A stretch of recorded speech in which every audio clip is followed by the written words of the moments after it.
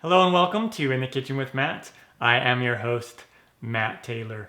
Today I'm going to show you how to make homemade Twix. I love Twix cookie bars. They are so good. One of my favorite desserts, or candy bars if you will. And they're really easy to make at home. I like these actually better than the store-bought ones. So if you love Twix, you're going to love these. Really easy to do, simple ingredients. If I can do it, you can do it. I did a video on these several years ago, and I like the way that I do them now better, and so I'm updating that older video. Before we move on, make sure to subscribe to my channel and hit that notification bell so you don't miss out on any of my new videos. Let's get started. Down below in the description box, you'll find a list of the ingredients and their amounts. Now, to begin, we need to make the shortbread cookie base, and so this is just a basic 4-ingredient shortbread. And so I'm going to take my food processor here. And you do not have to do this in a food processor. You can do this by hand with like a pastry blender and in a bowl. So you do not need a food processor. I'm going to preheat the oven to 350 degrees Fahrenheit or 176 Celsius. Now I'm going to add, this is 1/2 cup of butter plus 3 tablespoons. And this is softened butter. Add that to the food processor.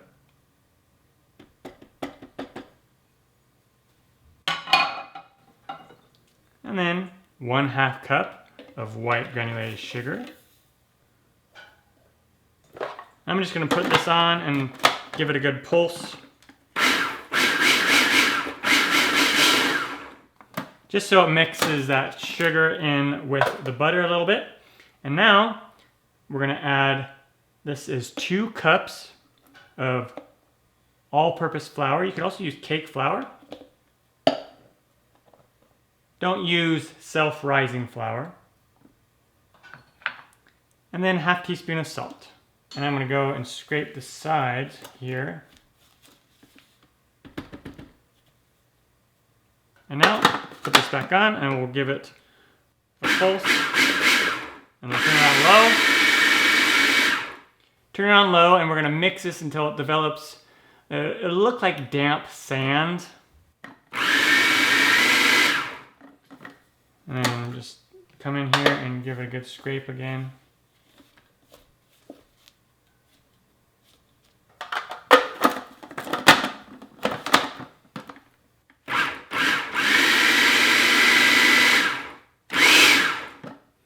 Okay, so it'll look like that. Again, it'll look like damp sand. And this is just a basic shortbread cookie. I'm gonna remove that. And if you were doing this in a bowl, you'll use a pastry blender or like a fork and you'll just mix it all together. And now I have these mini bread loaf pans. And you can use larger ones if you want. I just kind of like the size that it makes when I cut these up, but you could use a much larger pan if you want. Like in my previous video that I did for these, I used a big 13x9 pan, but then you have to cut it and they get pretty big, I think. In the version that I have called Oreo Twix, those are really good. So if you love Oreos, you have to check out the Oreo Twix. This is the method that I use with the mini bread loaf pans. And I just really like it. And then I sprayed these mini loaf pans with cooking spray. And now we want to put in our base. And when I'm filling these up, normally what I'll do is I'll come in here with a tablespoon and I'll just put 1 scoop there, 1 scoop in that one, and then I'm going to just kind of equally spread out this amongst all of them. All right, once you have it all equally in these little pans, I'm going to take my spoon and I'm going to just press it down really, really well. Just pack that shortbread base down.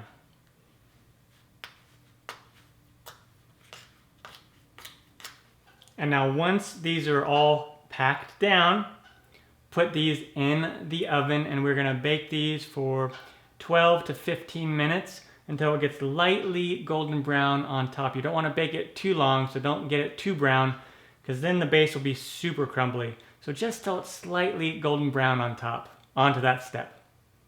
And when they come out of the oven, they'll look something like this, a little bit blonde in color. And these wound up taking about 17 to 18 minutes. The time will just depend on your oven. All right, now we're gonna let these cool for 30 to 45 minutes until they cool completely onto that step. Once the shortbread cookie base has time to cool, what we want to do now is melt the caramel.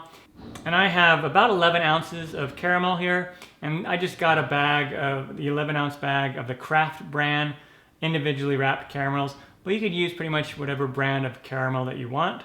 So what I want to do is I'm gonna add about 1.5 tablespoons to 2 tablespoons of cream.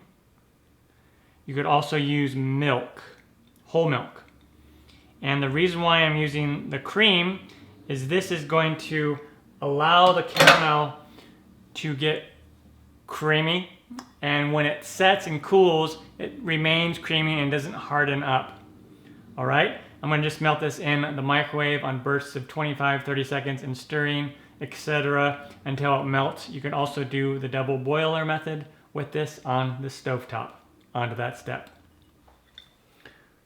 All right, and once it is melted, what we want to do is I'm going to kind of do the same method as I did before. Just take a spoonful and make sure to get at least 1 spoonful of caramel on each one of these.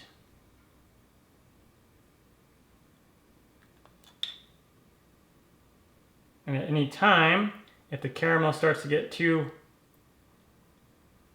cool and you can't pour it easily, then just reheat it.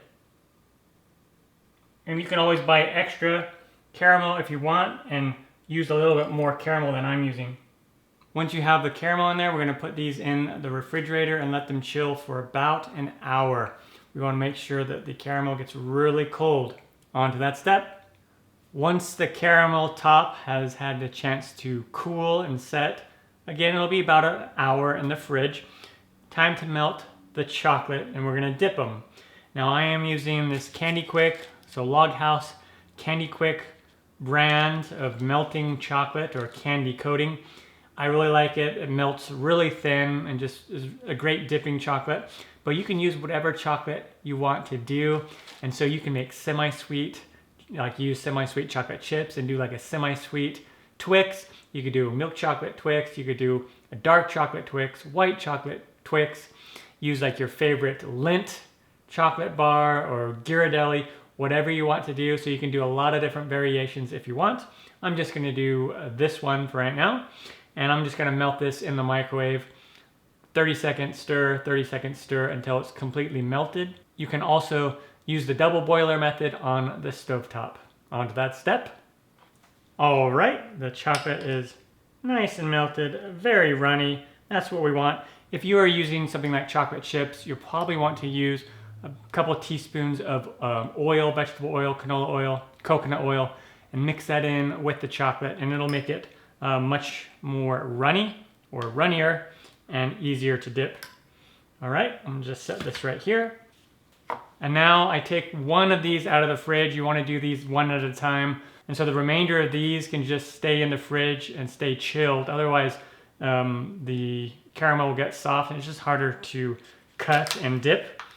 And so what I'll do is just kind of pull apart the sides a little bit just to loosen this up. And it'll come right out. And then we'll do cookie side down. Do not put the caramel side down because it'll stick and get stuck to your cutting board. And then I have a knife right here and I just sprayed it lightly with some cooking spray. And then I'm just going to cut this in pieces.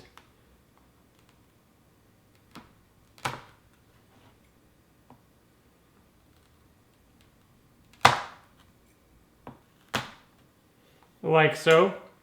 And then what I want to do is I want to dip these in the chocolate. So I'll take one of these pieces, I'll put it right there in the chocolate, And then I'll take a fork and just go underneath it and let the excess drain. That's why I like using a fork. Just give it a little tap in your hand and that'll help it drain, and then just let it slide right off onto a sheet pan or cookie sheet lined with parchment paper. Okay, and then just continue with dipping all of these.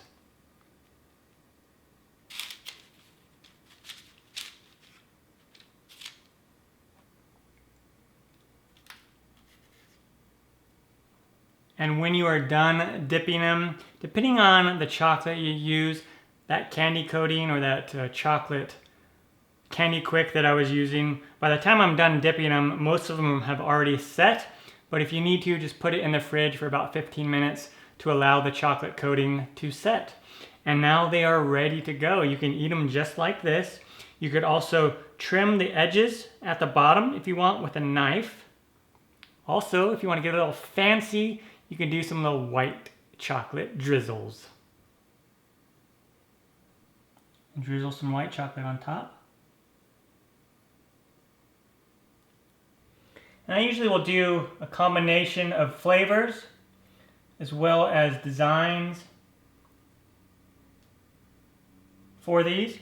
I'll leave a bunch of them blank or just normal, and then I'll do a bunch with designs, and then I'll do some with dark chocolate, white chocolate, etc.